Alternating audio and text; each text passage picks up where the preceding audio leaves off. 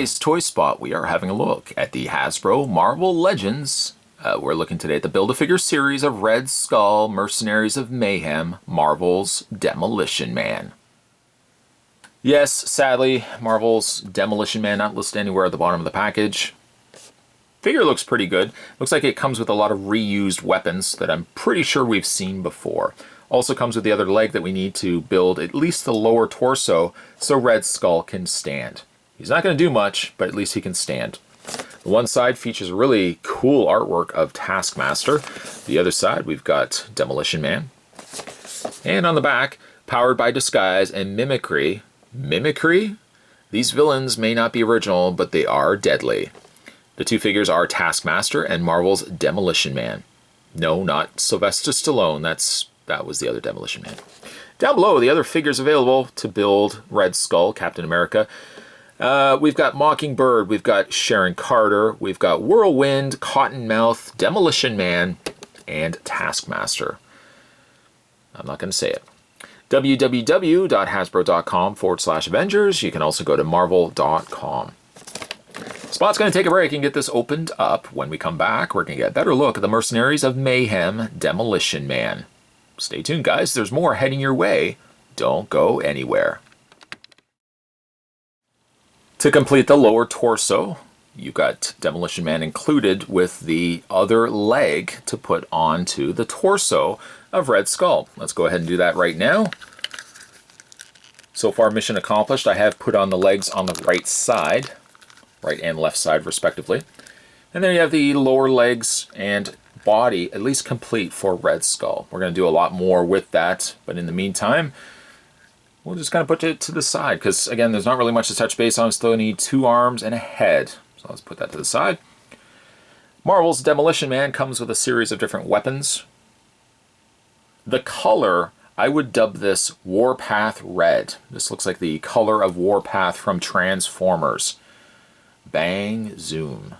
It's kind of this kind of brownish crayon, kind of, I don't know what you would call that, like a brownish burgundy. A little bit of gold on the end there, which also carries over to the other side where the bullets are housed. I feel like, again, I've seen this before, possibly with a Punisher release. Perhaps it is a brand new tooling, I don't know. But it's not bad. It's not a bad looking weapon. I'm not crazy about the color, but it is what it is. That same coloring also carries over to the hand pistol. It's a weird pairing of 2 colors. And also the knife. And luckily, at least the knife gets broken up a little bit by incorporating this dark gray, almost borderline black. It's still got the brown handle, but at least it has other stuff. It's not all. If it was a yellow blade, I would cry foul. If you are wondering, by the way, you can take Demolition Man, just move his arms out of the way. I can't help but think Sylvester Stallone when I say Demolition Man, but the knife can fit into his holster. It's a very, you know what, let me show you what I'm talking about here. It's a very, very small slit. Very small. Like getting that knife into it can be a little difficult. There you go, you can get that on the one side, and you also have the holster on the other side that can house the pistol. If you don't have use for it, you know, if you don't have a place, or maybe he's not currently sporting them, you at least have a place where you can incorporate them. It just seems odd, this coloring versus the rest of the color. The rest of the color, I like him, but just not crazy about this burgundy brown. Moving that to the side, let's have a look at Marvel's Demolition Man. He's a very interesting design. Kind of has a quasi kind of hockey mask thing going on there. Kind of channeling like a Jason Voorhees mixed with Punisher. He is harnessed to crazy levels with strapping over the shoulder. He's got a couple of different straps, one on his belt, and then he's got a secondary strap that goes around his torso. He's got strapping that holds his gun into place. He screams 90s, which that was like the thing. Let's throw pouches and straps and buckles and anything we can onto a character. There is a little bit of texture on this guy as well, which I do really like. It's not all smooth black. Right above the top here where his collar is, there's almost a broken up textured. I don't know if you guys can see it. It looks like there's been wear to the body armor here. That's a really nice touch. I like that. I also like that his shoulder mimics that of his faceplate or mask.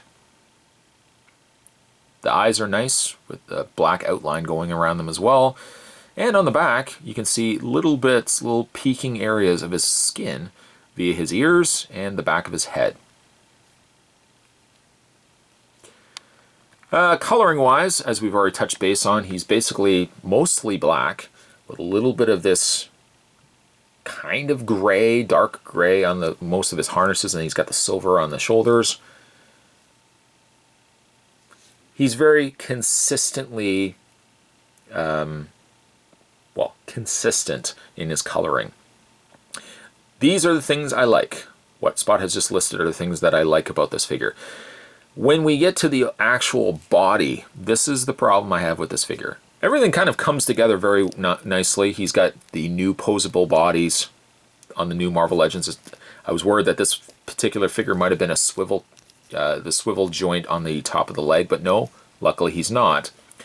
The problem I have with this figure, and I've seen this with other figures before, and right now off the top of my head I can't remember what other figures had this, but he's got really wonky elbows. Really wonky. For starters, I got it out of packaging, and the arm is kind of bent.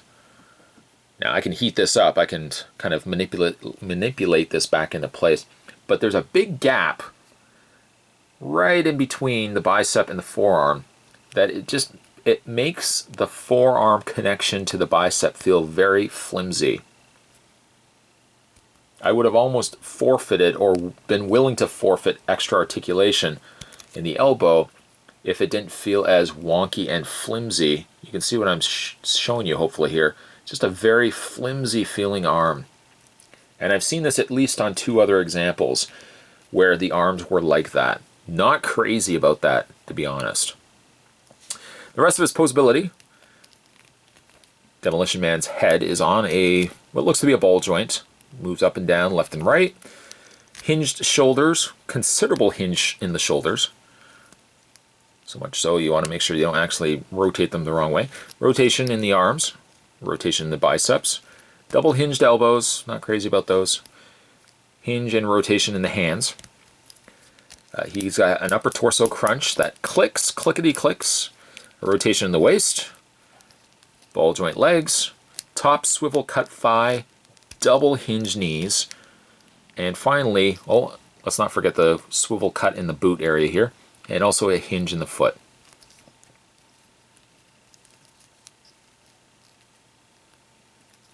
I think the only thing that kind of does a number on this figure is the body construction.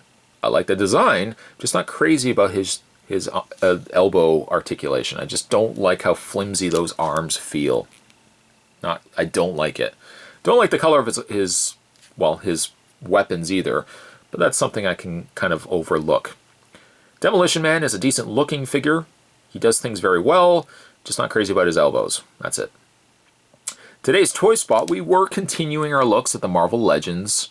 We're looking at the Legends series, Red Skull Build-A-Figure Wave, and today we're having a look at Marvel's Demolition Man.